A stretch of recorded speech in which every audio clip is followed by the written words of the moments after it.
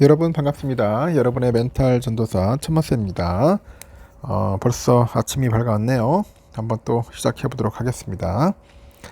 여러분 그 진짜 좋은 사람을 만났다는 그 확실한 증거에 대해서 제가 한번 짤막하게 먼저 전달을 해볼게요. 그리고 나서 또 삼성전자 관련된 이야기 한번 썰을 풀도록 하겠습니다. 이 좋은 사람의 기준은 사람마다 좀 다릅니다. 누군가에게 자신의 말을 잘 들어주는 사람이 좋은 사람일 수 있겠죠. 좋은 사람일 수 있고, 다른 누군가에게 대화를 잘 이끌어주는 사람이 좋은 사람일 수도 있습니다. 한편 누군가에겐 듬직하게 곁을 지켜주는 사람이 좋은 사람일 수도 있고, 다른 누군가에게 장난스럽고 유머러스한 사람이 좋은 사람일 수도 있죠. 하지만 이런 다양한 기준들 속에서 변치 않는 확실한 기준 하나가 있습니다. 그것은 바로 더 좋은 사람이 되고 싶은 마음을 품게 해주는 사람이라고 합니다. 진짜 좋은 사람은 강요하거나 요구하지도 않아도 나 스스로 가까이 변화하고 그렇게 변화하고 쉽게 만들어 주겠죠. 그래서 더 배우고 쉽게 만들고 더 도전하고 쉽게 만들고 더 베풀고 쉽게 만듭니다. 인생에서 단 한 사람만 남긴다면은 내가 더 나은 사람이 되고 싶게끔 만들어주는 사람이어야 하는 겁니다. 만약 그런 사람이 지금 곁에 있다면 고맙다고 말해주시기 바랍니다. 그러면은 또 한번 새로운 소식들을 한번 살펴보도록 할게요. 트럼프 미국 대통령이 이제 반도체 품목 관세에 대해서 약 100%의 관세를 부과하겠다 이렇게 밝히면서 국내 반도체 업계가 이제 긴장을 하죠. 일각에서는 미국의 공장을 짓는 기업에는 부과하지 않겠다고 이렇게 얘기를 했잖아요. 트럼프의 발언. 미국 시장 수요 등으로 밀어서 삼성전자, 하이닉스 등 한국 기업에 부정적인 영향은 크지 않을 거다 그런 전망도 있고, 어제 반도체 통상업계 관계자들은 트럼프 대통령의 발언만 나온 상황이라서 이 섣불리 분석하기보다는 구체적인 의미를 더 파악할 필요가 있다고 합니다. 트럼프의 6일 발언은 팀쿡 애플 CEO의 그 신규 대미 투자 계획 발표 행사에서 나왔습니다. 백악관은 물론이고 트럼프의 그 SNS에도 이 반도체 품목 관세 관련 내용은 게재되지 않았어요. 반도체 업계는 트럼프가 관세를 무기 삼아서 현지 투자 압박이 계속되고 있는 만큼 긴장을 늦추지는 않고 있다. 특히 트럼프의 발언 중에 단서 조항에 주목을 합니다. 트럼프는 미국 현지에 공장을 건설하고 있거나 건설하기로 약속한 경우에도 관세를 부과하지 않을 거라고 추가로 설명을 했고, 현재 삼성은 텍사스주 테일러에 반도체 파운드리 공장을 짓고 있어요. 그래서 SK 하이닉스는 인디애나주 그 웨스트라피엇에 AI 메모리용 첨단 패키징 공장 건설을 준비 중이죠. 다만 양사 모두 메모리 생산 시설은 미국에 없는 상황입니다. 그러다 보니까 넓은 의미로 미국에 공장을 짓거나 짓기로 한 기업이면은 관세 면제 대상이 되는 건 관세 그 면제 대상이 되는 건지, 또는 그 품목별로 메모리 공장이 있어야 메모리 관세가 면제되는 건지 아직 모른다. 상황을 지켜볼 뿐이라는 겁니다.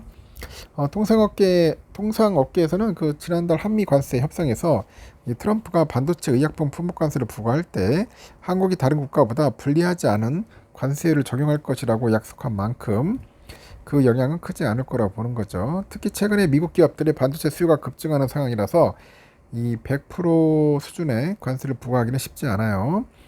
지난 6월에 대미 반도체 수출액은 지난해 같은 달보다 41.4% 늘었습니다. 그래서 약 1조 8,900억 정도 되는 것 같아요. 다만 한미 관세 협상 내용이 공식적으로 문서화된 것이 없어서 불확실성은 남아 있어요. 이달 개최할 예정인 한미 정상회담에서 확실한 매듭을 지을 필요가 있다는 지적이 있습니다.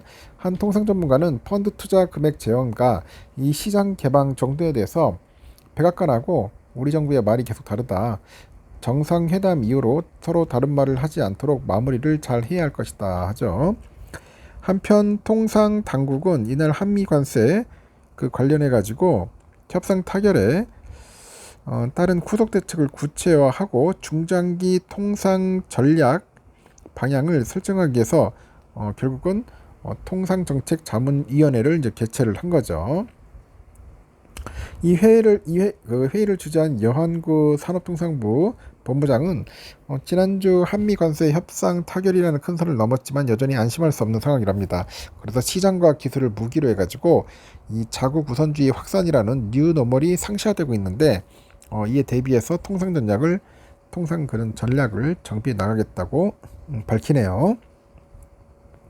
잘해야 할 것 같아요. 잘못했다가는 그냥 바가지 씁니다. 그냥 독박 쓸 수 있으니까 조심해야 할 것 같습니다.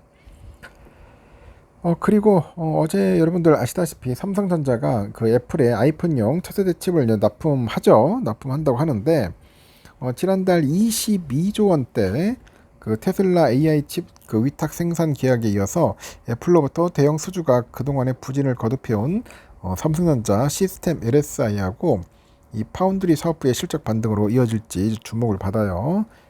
애플은 6일날 미국 텍사스주 오스틴에 있는 삼성 반도체 공장에서 전 세계 어디에서도 이 사용된 적 없는 혁신적인 신기술을 활용한 칩 생산을 위해서 삼성과 협력하고 있다고 합니다. 애플은 삼성전자 오스틴 공장이 아이폰을 포함한 애플 제품의 전력 효율과 이 성능을 최적화하는 칩을 공급하게 된다고 하죠. 이 삼성은 고객사 관련 세부사항을 확인해 줄 수 없다. 이제 밝혔고 다만 업계에서는 삼성전자가 아이폰 등의 이미지 센서를 공급할 것으로 추정을 하는 것 같아요. 이 스마트폰의 눈으로 불리는 이미지 센서가 카메라를 통해서 들어온 빛을 디지털 신호로 바꿔주는 반도체인데 삼성전자는 이미지 센서 브랜드 아이소시아를 운영 중입니다. 이미지 센서는 시스템 반도체 설계를 담당하는 시스템 LSI 사업부가 총괄을 해요. 그동안 그 애플은 이미지 센서 시장에서 이 독보적 1등 소니로부터 이미지 센서를 공급받았는데 업계에 따르면 지난해 매출 기준 소니의 이미지 센서 시장 점유율이 51.6, 삼성이 15.4%입니다. 중국의 옴니 버전이 11.9% 정도 돼요. 애플은 미국 내 공급망 진입과 공급사의 다변화, 삼성전자의 기술력 등을 고려해서 삼성전자하고 손잡은 것으로 풀이됩니다. 삼성전자는 과거에 그 애플의 모바일 AP를 위탁 생산한 바 있고, 앞서 삼성은 지난달 28일 테슬라랑 22조 원대 규모의 자율주행 관련 AI6칩 공급 계약도 따냈어요. 테슬라에 이어서 애플 수주권에서도 이재용 회장이 주요 역할을 했을 거라고 보는 것 같습니다.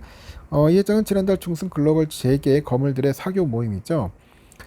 미국에서는 썬밸리 컨퍼런스에 참석을 했고 같은 달 말미에 대미 관세 협상 지원을 위해서 워싱턴 출장길에도 올랐습니다. 이 회장은 지난달 17일 대법원에서 부당 합병, 회계 부정 혐의에 대해서 최종 무죄 판결을 받아가지고 사법 리스크에서 벗어난 상태고 테슬라, 애플 등과의 접점을 넓히면서 추가 고객 확보도 한층 수월해질 수 있다는 거죠. 이렇게 애플과 삼성의 협력은 미국 내 애플 공급망을 확대하기 위해서 미국 제조 프로그램의 일환입니다. 애플은 이날 미국 정부의 관세 부과 위협에 맞서서 1,000억 달러의 추가 투자를 발표했고 향후 4년간 애플이 미국 내 투자할 금액은 총 6천억 달러로 늘었습니다.